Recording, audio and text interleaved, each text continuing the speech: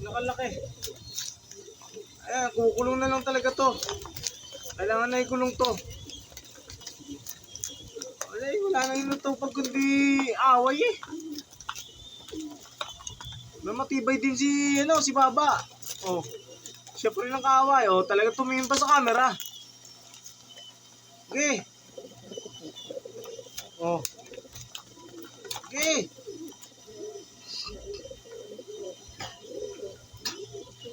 Agawan sa pwesto kasi yan, mga ibon natin. Kahit ibon ng iba, talagang agawan yan. Territorial kasi sila. Yun ang nature nila. Ayan, huwag ipagtanggol yung kanilang pugad. Ang totoo niyan, pugad yan no, Tai Chi, sa kanibaldado. Oh. Wala nang inatupag kundi magbugbugan. Talaga naman. Oh. Yeah. Yung si Mark, nabutas ang ulo, kakatuktok nito ni Baldado. Ayun. Na-infect. Hindi ko alam kung nagkamali rin ako kasi hindi ko na pa-CT scan na agad eh. Kung may fracture. Ayun, hanggang sa na-infect na lang yung suka yata ng mikrobyo yung ulo.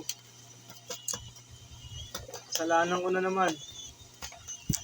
Busy kasi yung daddy tutan nyo eh. Busy ako sa tindahan. Tigil na nga kayo, di makita ni Mami tutan ng susi. I'll be back, promise. Ako na patids. Dahil busy si daddy, yung daddy tutan nyo, hindi ko alam na ganun na ka-rebelde itong si Baldado. Kaya naka-damage pa siya, nakapatay pa siya ng kapwa niya ibon. Yun nga si Mark. Rest in peace. Siya, dapat talaga i-quarantine siya. Isama na lang siya ng isang babae na, yun dati niyang asawa. Si Tai Chi na lang kasi pareha sila mainitang ulo. Hindi na lang isasama ko sa ating sa kanilang kwarto.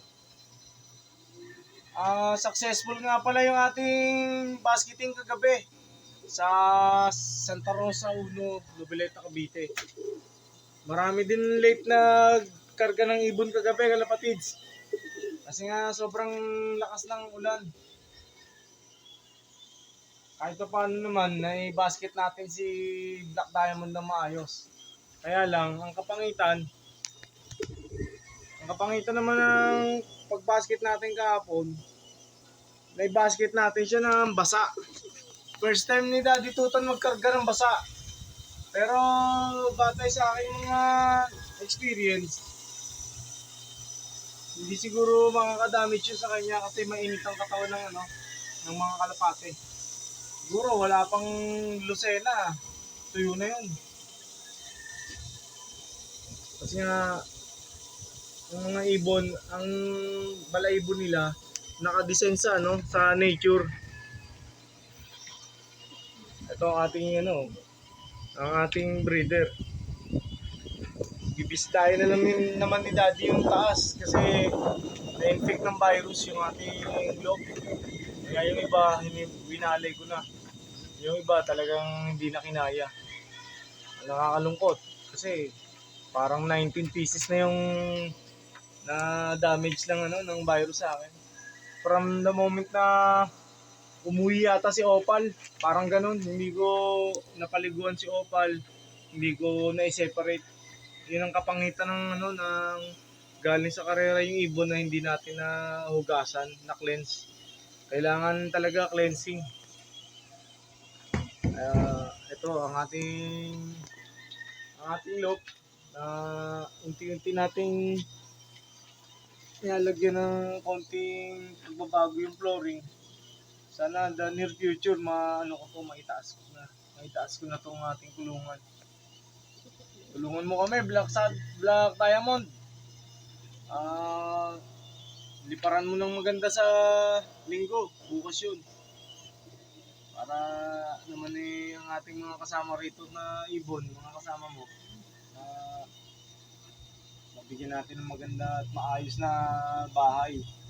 Pati si Daddy. Nasira talaga totally ng ano, ng ibon ng bahay ni Daddy Tutan. Ng time na nandun ang pwesto namin sa Wawalo. Talagang napabayaan. Kahit pa paano naman, nakatagpo naman kami ng pwesto ngayon sa Carlaville.